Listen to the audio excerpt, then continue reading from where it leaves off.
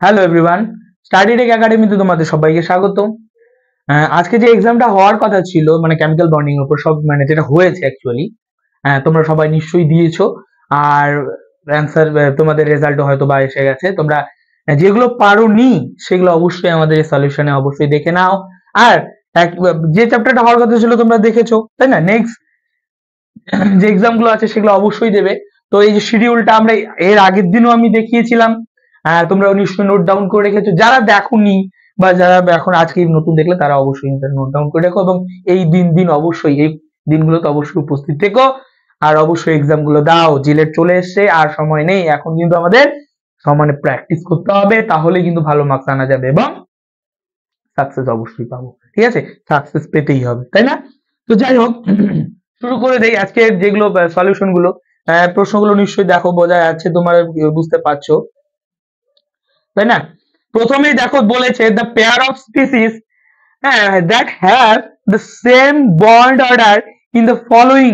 ঠিক আছে, এগুলোর মধ্যে কোনগুলোর কোন দুটোর কি হবে সেম বন্ড অর্ডার, তাই তো? সেম বন্ড অর্ডার দেখতে হবে ইন দ্য ফলোইং। চলো দেখি।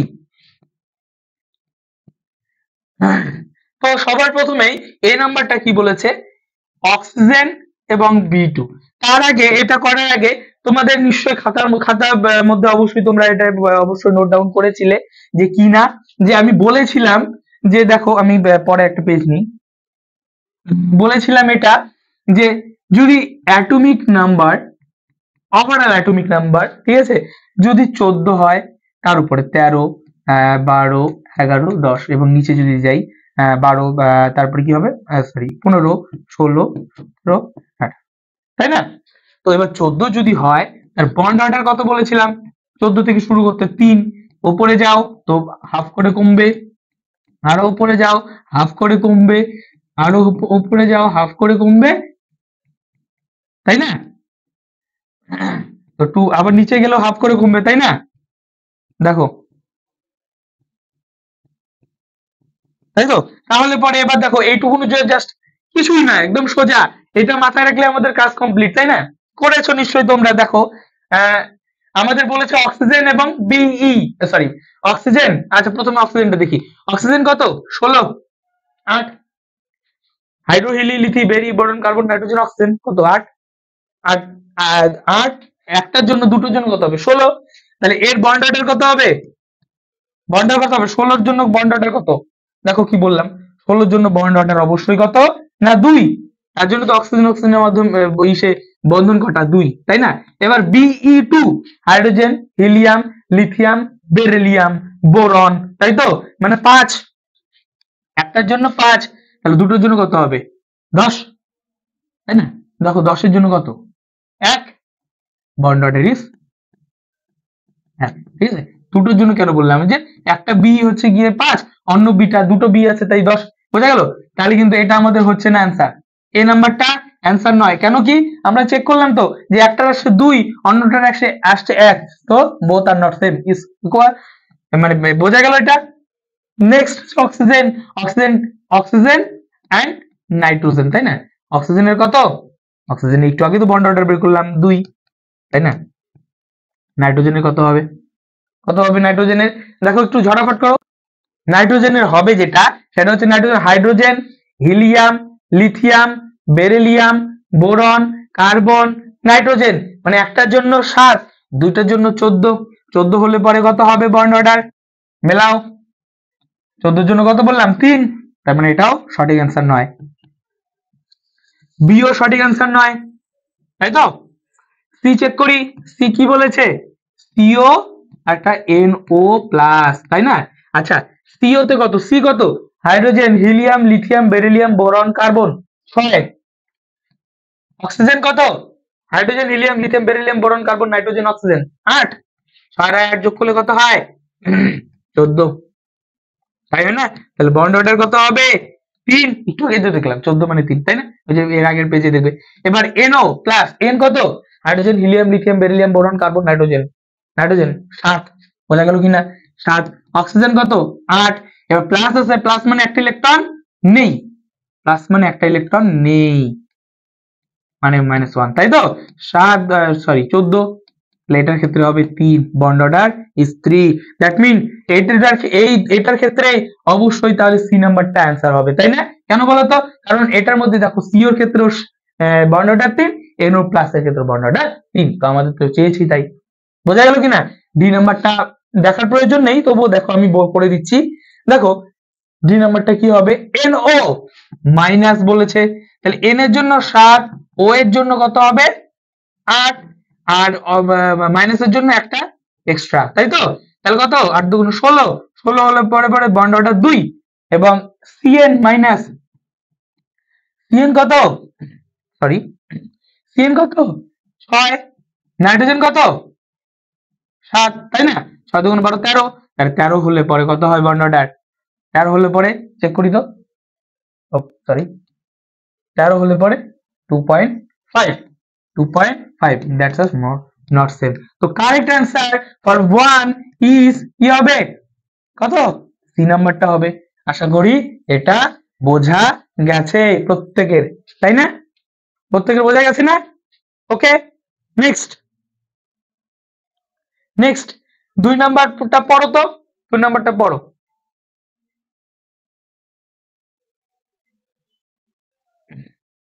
দেখা যাচ্ছে নিশ্চয়ই।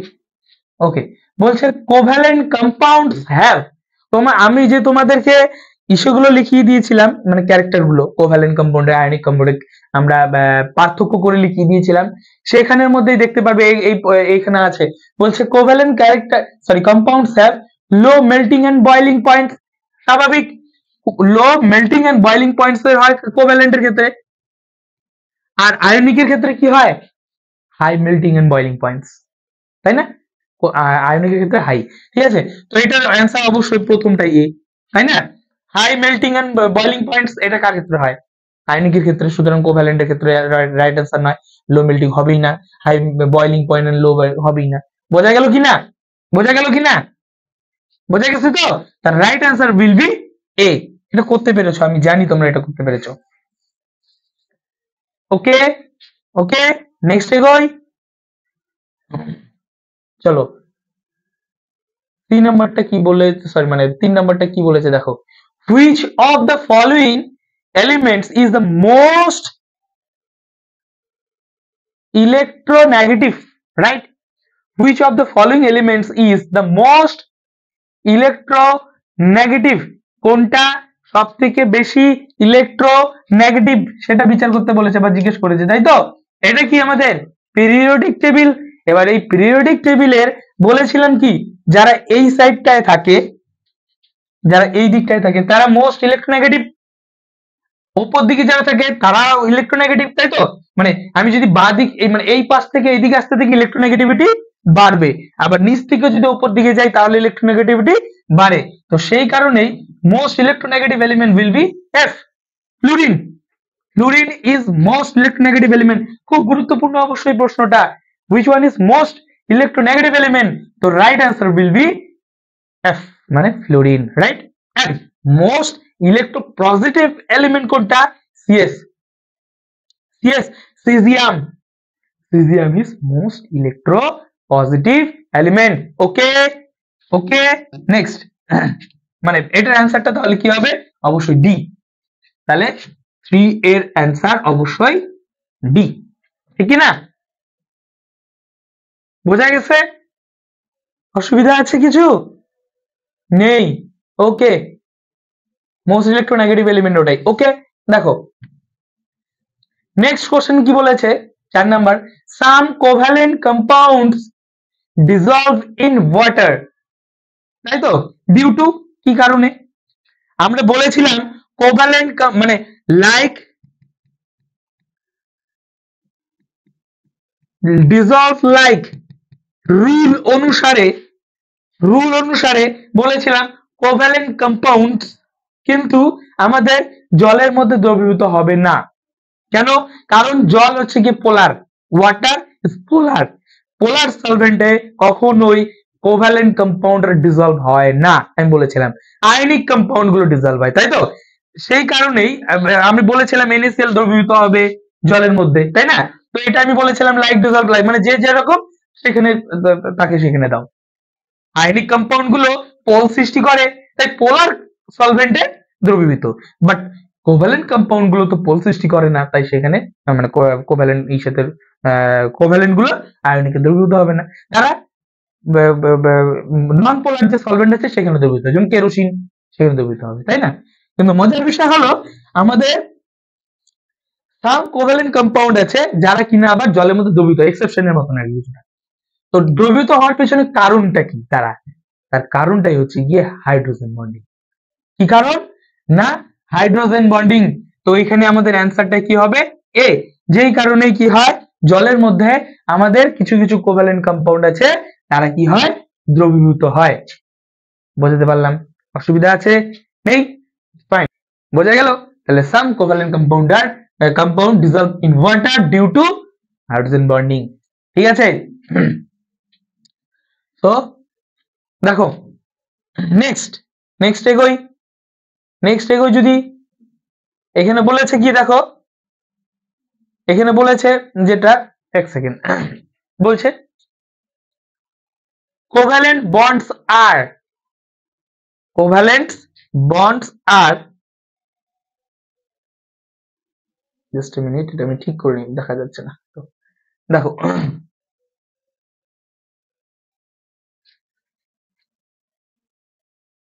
হ্যাঁ, দেখা যাচ্ছে না?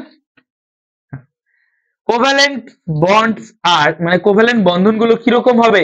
প্রথম অপশনে বলেছে non rigid and directional. Rigid and মানে নেক্সট বলেছে বি নাম্বারটা বলছে রিজিড অ্যান্ড ডিরেকশনাল। 3 নাম্বারটা কি বলেছে, মানে সি নাম্বারটা rigid and non directional and none of them, তাই নয়। দেখো কি হবে অ্যান্সারটা, আগে প্রথমে বুঝি নন রিজিড কথার মানে কি অ্যান্ড ডিরেকশনাল কথাটার মানে কি। নন রিজিড কথার মানে কি, শক্ত, তাই না? রিজিড কথার মানে শক্ত বা মানে কাঠিন্য। তো এবার আমি বলেছিলাম কি, যেহেতু কোভ্যালেন্ট বন্ধনগুলো হয় কিরকম ভাবে, কি বলেছিলাম, কোভ্যালেন্ট বন্ধনগুলো হয় শেয়ার অফ ইলেকট্রনের শেয়ারের ফলে। আর আয়নিক বন্ধনগুলো হয় কিভাবে বলেছিলাম, কমপ্লিট ইলেকট্রন ট্রান্সফারের ফলে, তাই না? যেখানে ক্যাটায়ন এবং অ্যানায়ন জেনারেশন ঘটে, তাই না? এবার ক্যাটায়ন এবং অ্যানায়ন যদি জেনারেশন ঘটে যায় তাহলে কি হবে, তাদের মধ্যে কুলম্বিক ফোর্স অফ অ্যাট্রাকশন জেনারেশন হবে। কুলম্বিক ফোর্স অফ অ্যাট্রাকশনের কারণে কি হবে, ওরা কি হবে, একে অপরের কাছাকাছি চলে আসবে, আর তার ফলে রিজিড কম্পাউন্ড জেনারেশন ঘটাবে। তাহলে রিজিড কম্পাউন্ড বা শক্ত কম্পাউন্ড কখন তৈরি হবে, যখন তাদের মধ্যে কি হবে, আয়নিক বন্ড ফর্মেশন ঘটবে। কোভ্যালেন্ট বন্ড ফর্মেশন ঘটলে পরে কি হবে, নন রিজিড, মানে মানে ব্যাপারটা বলেছিলাম না যে অল্প একটু ইসেতেই ভেঙে যাবে, নন রিজিড। বোঝাতে পারলাম? তাহলে ionic compounds are non rigid, sorry ভুল বললাম, কোভ্যালেন্ট কম্পাউন্ডস আর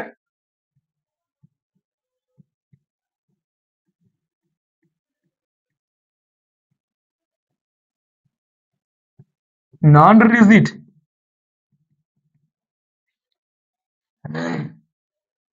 বোঝা গেল? Covalent compounds are non rigid. But directional ব্যাপারটা কি, ডিরেকশনালের ব্যাপারটা হচ্ছে গিয়ে যে দেখো ব্যাপারটা কি, কোনো একটি দিকে ডিরেক্ট করে, যেমন যেমন ধরো বা এরকমটা হলো একটা কি বলি, কোভ্যালেন্ট কম্পাউন্ড গুলো ধরো কি বলি, ফ্লুরিন এবং হাইড্রোজেন, তাদের মধ্যে বন্ধন রয়েছে, তাই না? ফ্লুরিন এবং হাইড্রোজেন তাদের মধ্যে বন্ধন রয়েছে। এবার তাদের মধ্যে অবশ্যই কি হবে, আমাদের কোভ্যালেন্ট বন্ধন। কেন কি, ফ্লুরিনের 7টা ইলেকট্রন, 1 2 3 4 5 6 7, তাই তো? এবং হাইড্রোজেন কি একটা ইলেকট্রন দেবে। এবার হাইড্রোজেন এখান থেকে একটা নিয়ে যৌথ পূর্তি করবে বা ডুয়াল কমপ্লিট করবে, আর ফ্লুরিন হাইড্রোজেন একটা নিয়ে অক্টেট ফিল্ড আপ করবে। এর ফলে তো কোভ্যালেন্ট বন্ধনগুলো হতো।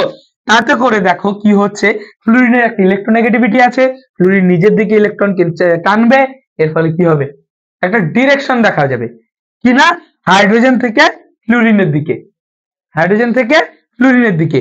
এই ধরনের ডিরেকশনাল প্রপার্টি কিন্তু আমরা কার ক্ষেত্রে দেখতে পারবো, কোভ্যালেন্ট কম্পাউন্ড গুলোর ক্ষেত্রেই দেখতে পারবো। বুঝতে পারলাম? তাই কোভ্যালেন্ট কম্পাউন্ড অবশ্যই non rigid and directional. Okay, non rigid and directional. Okay, the right answer will be কি হবে?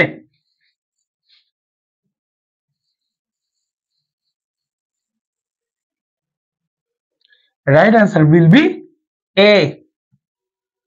5 এর রাইট আনসার কি হবে? এ হবে। তার মানে অবশ্যই এটা কি কি হবে? Non rigid and directional. Okay, fine. Next বলেছে, দেখো প্রশ্নটা দেখতে পাচ্ছ নিশ্চয়ই, আমি একটু বড় করি, ভালো দেখা যাবে।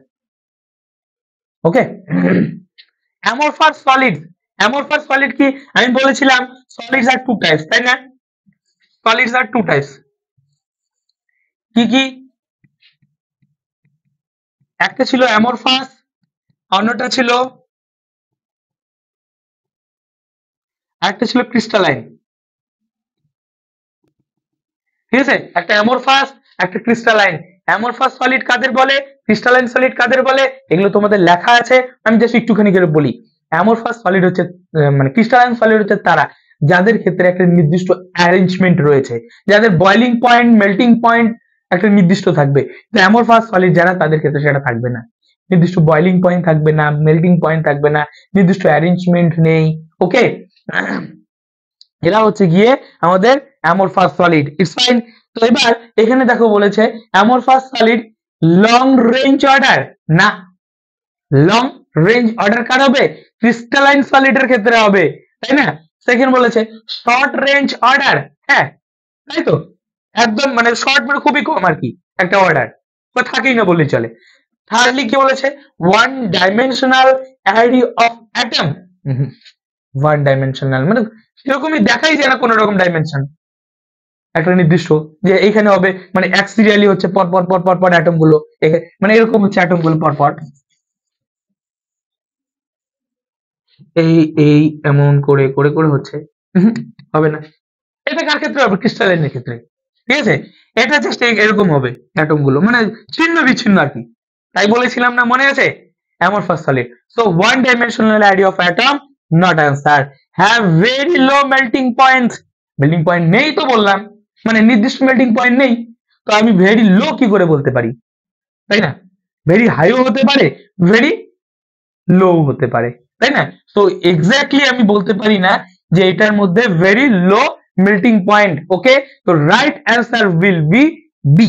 ঠিক আছে, right answer will be B, যেটার মানে হচ্ছে শর্ট রেঞ্জ অর্ডার। বোঝা গেল? Short range order. Fine, next 7 নম্বরটা কি বলেছে? which one of the following molecule is planar? কোনটা প্ল্যানার হবে? তো প্ল্যানার হবে কি না সেটা আমরা জানি, যে বলেছিলাম sp হলে পরে লিনিয়ার, বলেছিলাম sp2 হলে পরে কি হবে? Sorry, trigonal planner. sp3 হলে পরে কি হবে? টেট্রাহেড্রাল। তাই বলেছিলাম না? তাহলে দেখো টেট্রাহেড্রাল তো আর প্ল্যানার নয়, আর অবশ্যই sp হলে পরে সেটা প্ল্যানার, অবশ্যই একটা প্লেনে থাকবে, আর sp2 হলে পরে সেটা আমাদের ট্রাইগোনাল প্ল্যানার, দ্যাট মিন একটা প্লেনে থাকবে, রাইট? এবার nf3 এর কথা যদি ভাবি, nf3 এটার বের করো সূত্রটা তো আমরা জানি, হাইব্রিডাইজেশন নাম্বার দিয়ে বের করার সূত্রটা তো আমরা জানি, জানি না? চলো বের করি।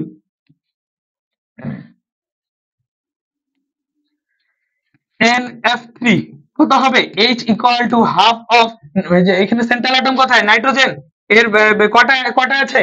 ইলেকট্রন কটা আছে? 2,5। তার মানে 5টা হচ্ছে গিয়ে তার কি ভ্যালেন্স ইলেকট্রন 5। এবার হাইড্রোজেন কটা আছে? 3।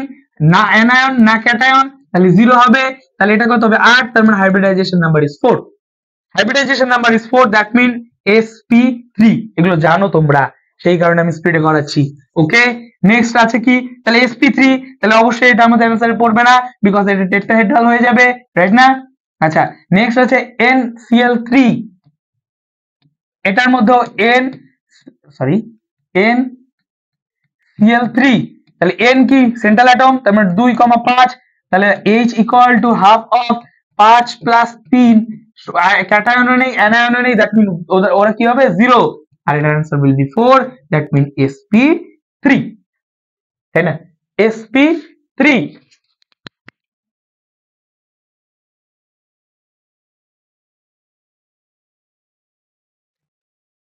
বোঝা গেল কিনা? তাহলে এটাও কিন্তু অ্যান্সারের মধ্যে পড়ছে না, বিকজ এটা কি হবে sp3 হয়ে যাওয়ার কারণে টেট্রাহেড্রাল। এবার pH3 চলো করি। pH3 মানে এখানে সেন্ট্রাল অ্যাটম কি p, তাই তো, কত হবে 2,6 সরি 2,8,5, তাই না 15, হ্যাঁ তাহলে কত হবে half hydrogen H equal to 5 যোগ 3, না ক্যাটায়ন আছে না অ্যানায়ন, এটার ক্ষেত্রে কিন্তু H ইকুয়াল টু কত দাঁড়াচ্ছে 4, দ্যাট মিন sp3, এটা আমাদের অ্যান্সারে পড়ছে না। ওকে, তাহলে পরে আছে কি bf3, তাই তো, এটা দেখি তো bf3 সেন্ট্রাল অ্যাটম কি b, কত হয় 2,3, ওকে তাহলে কত হবে H equal to half 3 plus 3, না ক্যাটায়ন না অ্যানায়ন তাই ওগুলো 0, will be 3, that mean sp2, sp2, right. তাহলে অবশ্যই আমাদের এটা কি হচ্ছে রাইট অ্যান্সার, তো D is correct answer. It's fine, it's fine, বোঝা গেছে, সবার বোঝা গেছে। ওকে নেক্সট 8 নাম্বারটা দেখো, 8 নাম্বারটা the sorry the HOH angle in water molecule কি হবে, HOH অ্যাঙ্গেলের কথা বলেছে, মানে H2O দেখতে কেমন, এই যে এরকম দেখতে, তাই না, ক্লাসে আমরা করেছিলাম টেট্রাহেড্রাল শেপ, তাই তো, টেট্রাহেড্রাল শেপ। তো যেহেতু লোন পেয়ার গুলো থাকে সেই কারণে কি হয় হাইড্রোজেনের যে হাইড্রোজেন গুলো আছে নিজের দিকে একটু শিফট করে যায়, কেন কি বলেছিলাম এলপি মানে লোন পেয়ার রিপালশন, এই বন্ড পেয়ার রিপালশনের তুলনায় বেশি হয়, সেই কারণে এই রিপালশনটা বেড়ে যায়, সেই কারণে এটা কি হয় নিচের দিকে চেপে যায়। অ্যাকচুয়ালি টেট্রাহেড্রাল হওয়ার জন্য মানে H2O এর ক্ষেত্রে কি হয় হাইব্রিডাইজেশন কি টেট্রাহেড্রাল, sp3 হয় তাই টেট্রাহেড্রাল হয়। তো সেই কারণে 109 ডিগ্রি 28 মিনিট হওয়ার কথা ছিল, এটা না হয়ে এটা নিজের দিকে চেপে যাওয়ার কারণে কমে গিয়ে 109 থেকে কমে গিয়ে 104.5 ডিগ্রি হয়, 104.5 ডিগ্রি হয়, বোঝা গেল 104.5 ডিগ্রি হয়। Right answer will be A, right answer will be A. Okay okay next, which among the following is not an example of hydrogen bonding, কোথায় হাইড্রোজেন বন্ডিং হবে না, দেখো হাইড্রোজেন বন্ডিং হওয়ার জন্য প্রথম আর অন্যতম ক্রাইটেরিয়া বলেছিলাম হাইড্রোজেন তো থাকতেই হবে, তাছাড়া নাইট্রোজেন অক্সিজেন এন্ড ফ্লুরিন থাকতে হবে, ঠিক আছে। এখানে কি বলেছে নট, নট, তার মানে এক নাম্বারটায় অক্সিজেন আছে হবেই হবে, এটা আমাদের অ্যান্সার নয়, তাহলে মানে এটার ক্ষেত্রে হাইড্রোজেন বন্ডিং হবে তাই না, এটার ক্ষেত্রে হাইড্রোজেন বন্ডিং হবে তাই না, কারণ অক্সিজেন আছে, বলেছিলাম অক্সিজেন নাইট্রোজেন ফ্লুরিনের মধ্যে কেউ না কেউ থাকতে হবে, আছে। এখানে দেখো এখানে অক্সিজেন নেই নাইট্রোজেন ফ্লুরিন নেই, এটার মধ্যে হওয়ার চান্স নেই। ওকে নেক্সট এটার মধ্যে দেখি NH3 নাইট্রোজেন আছে, হওয়ার চান্স আছে। এখানেও কিন্তু দেখো নাইট্রোজেন নেই অক্সিজেন নেই আবার ফ্লুরিন নেই, তার মানে এখানে হওয়ার চান্স নেই, তাহলে কি দুটো অ্যান্সার না। অ্যাকচুয়ালি কি হয় CH3Cl3 এর ক্ষেত্রে হাইড্রোজেন বন্ডিং হয়, এটা একটা এক্সেপশনের মতন হাইড্রোজেন বন্ডিং হয়, কেন হয় তার কারণ হচ্ছে বিকজ অফ পোলারাইজেশন, এখানে একটা পোল সৃষ্টি হয়, ঠিক আছে। যেটা কিরকম ভাবে পোল সৃষ্টি হয় দেখো, সি উপর দিকে থাকে H, তিন দিকে থাকবে Cl, Cl, Cl, Cl is electronegative element, তাই কি করবে নিচের দিকে টানবে, নিচের দিকে টানবে, হাইড্রোজেন ইলেকট্রোপজিটিভ এলিমেন্ট তাই নিচের দিকে টানবে, তাই কি হয় ওভারঅল যে ভেক্টর সেটা কি উপর থেকে নিচের দিকে হয়, তার ফলে কি হয় মলিকিউলটা পোলার, পোলার মলিকিউল, আর পোলার মলিকিউল হয়ে যাওয়ার কারণে কি হয় এটা একটা মানে এর মধ্যে একটা হাইড্রোজেন বন্ডিং সামান্য দেখতে পাওয়া যায়, খুব একটা বেশি নয়, সামান্য দেখতে পাওয়া যায়। সেই কারণে right answer will B liquid NH3, liquid NH3। Okay okay, liquid NH3 দেখো। ওকে সরি, নেক্সট